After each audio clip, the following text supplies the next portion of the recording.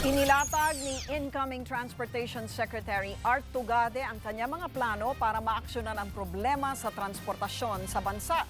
Tinalakay din niya ang isinusulong na emergency powers para kay President-elect Duterte.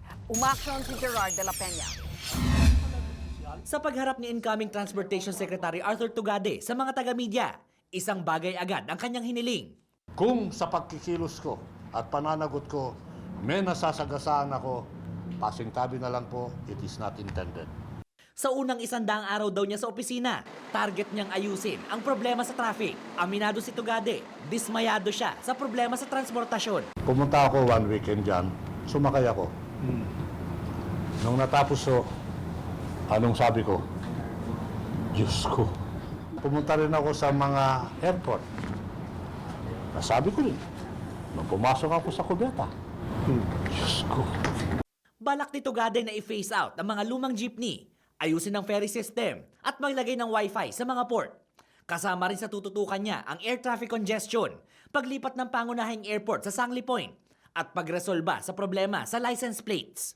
Gusto rin daw niyang ilipat ang pagpapagawa ng driver's license sa National Printing Office. Plano rin niyang ituloy ang bus rapid transit system at ang pag-aayos ng MRT.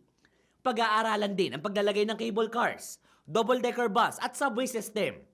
Balak naman ni Tugade na ituloy ang mga kontratang napirmahan ni outgoing Secretary June Abaya.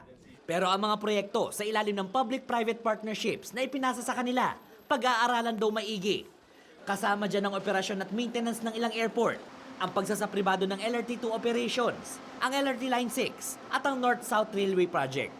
Alam ko yung iba na bid na, i-award na lang. Yung ibibid pa, kailangan mas closer yung evaluation mo dun kasi ibibid pa yon. We're hoping that the incoming team will pick up where the outgoing team left off, and so that there will be no postponement in the procurements, because if there are postponements, this will mean a delay in delivery of public service. Pangako naman ni Tugade sakaling mabigyan ng emergency power si President-elect Duterte para maaksyonan ng problema sa traffic. Tatagal lang ito ng 2 taon. Sa ilalim nito, posibleng tanggalin ang mga bus terminal sa EDSA at pabuksan ang mga pribadong kalsada. Mga private roads, ma'am. Sa tingin mo yun, ma'am, madali? Yung mga palengke dyan, ma'am. Ang sabi lang ng presidente, Art, boss, huwag kang tutumba ng bahay ng mga mahihirap. Tingnan mo, remedyohan mo. Kung masasagasaan yung mga nagtitinda, hanapan mo ng paraan kung saan mo sila marerelocate. Suportado naman ni Senator J.V. Ejercito ang pagbibigay ng emergency powers kay Duterte. Pero si Senador Tito Soto, gusto mo na itong pag-aralang mabuti. Kasi the word in emergency is many connotations.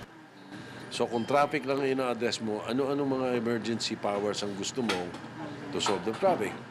Umaaksyon, Gerard de la Peña, News 5. Be sure to come back. Use 5 everywhere. Copyright 2016.